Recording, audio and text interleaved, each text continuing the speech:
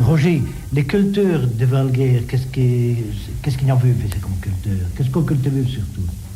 Principalement, c'est comme dans toutes les régions, on cultivait les grains, qu'on dit nous autres en wallon, mais en français c'est l'épaule, les soels, donc le seigle, le blé fort très très peu, l'avoine, parce que comme il y avait des chevaux, il fallait de l'avoine.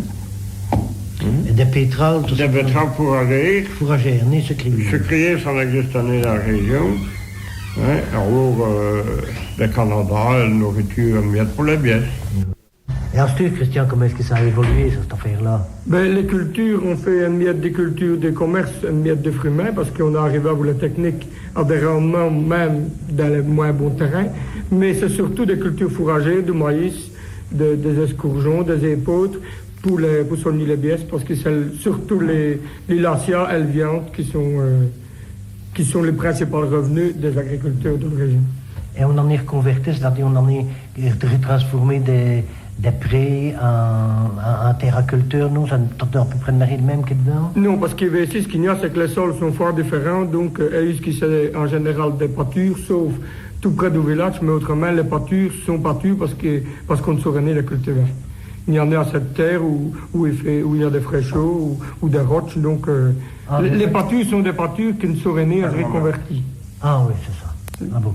Et alors, au point de vue industrie, c'est les environs de Soulm, qu'est-ce qu'il y a vu dans le temps, Roger? Il y avait les carrières, mais c'est dans les contrées.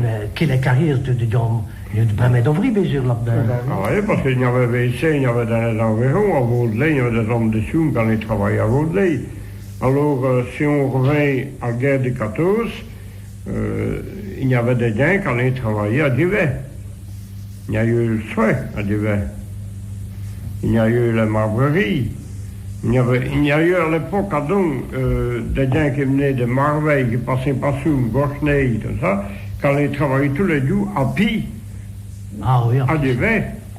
Ils sont arrivés là-bas. Ils parlaient une heure et demie. On dit les gens qui vont à Bruxelles qui font 1 heure en automne, mais d'autres c'était 1 heure et demie à Pi. Et ils travaillaient 12 ou 14 heures. Il y a des qui comme au Charbonnat, il y a des qui ne veillent ni le jour.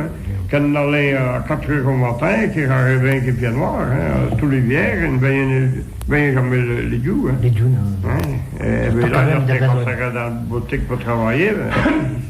C'est vraiment découvert quand ils travaillaient comme ça. Mais ce qu'ils n'en ont compris, c'est qu'est-ce qu'ils allaient faire à Duvet? À la soirée. Ah, c'est tout dans le soir. Il y avait une usine qu'on fabriquait de soie artificielle. Ah oui. Ah, c'est ça. Et en Duvet, c'est pour le carrière, vous en avez une idée de comment c'est qu'ils emploient les carrières aussi. Notre truc, votre dire, Christian.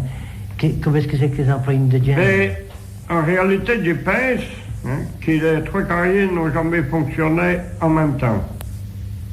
L'on fonctionnait simultanément, il y en a après l'autre. D'après ce qu'on m'a raconté de Villadien, le lieu D, au Soulmané à Seur, là, ça c'était une soierie de marque. On débitait le marque. Oui.